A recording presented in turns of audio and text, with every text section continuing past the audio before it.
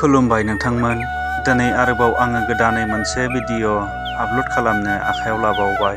भिडिअआनो जादों मोजां मोननायनि बिसय आरो भिडिअनि टाइटेलखौ आङो होदों गोरबोआव नोंनि सावगारि। भिडिअखौ नायनानै जुदि नोंथांमोना मोजां मोनोब्ला मोनसे लाइक खालामदो, लोगोफोरनो शेयार खालामदो, चेनेलखौ साबस्क्राइब खालामदो आरो नोंथांमोना कमेन्टबो हरनो हागोन।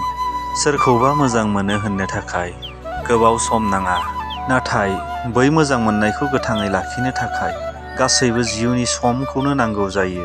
जिउआव बैबायदि व्यक्तिखौ माब्लाबाबो बावनो नाङा, जायहा नोंनि रंजानायनि थाखाय गावनि गासैखौबो गथायबाय। सामलायनाया बैखौसो खालामनाय जायो जायहा जायखौ गोरबोजों मोजां मोनो। सोरखौबा मोजां मोननाय माने हाबा जानाय नङा। मोजां मोननाय माने सासेया गुबुन सासेजों थानाय अननाय आरो फोथायनाय। जिउनि मुस्रिया समायना नङा, सैथो जानांगौ, जायखौ नोङो मेगन मिसिबनानै फोथायनो हायो। जुदि नों सोरखौबा मोजां मोननो हास्थायदों, अब्ला जों निमाहा होनोबो सोलोंनांगौ।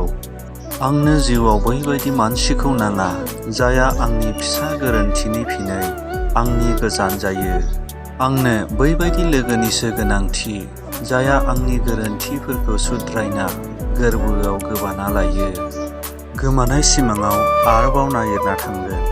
नोंखौ मोनाब्ला नोंनि होनाय गोदै गोदै रादाय बेखौनो नागिरना मोनथों। मोजां मोननाय माने सानफ्रोमबो खाथियाव थानाय नङा। मोजां मोननाय माने सानफ्रोमबो गोजानाव थानानैबो नोंनि गोरबोआव हाबना थानाय। सोंलुआ जियानो जा, फिननाया नों। नङाब्ला लामाया जियानो जाथों, गोसोआव नों। खस्थ'आ जियानो जा, गोजोना नोंनो। नोंखौ जेसेबां राग जोङा मानो, थेवब्लाबो आंनि आंगो मोजां मोननाय जिउनि नों। फोथायाब्ला आंनि जिउनि बिजाबखौ बेखेवना नाय।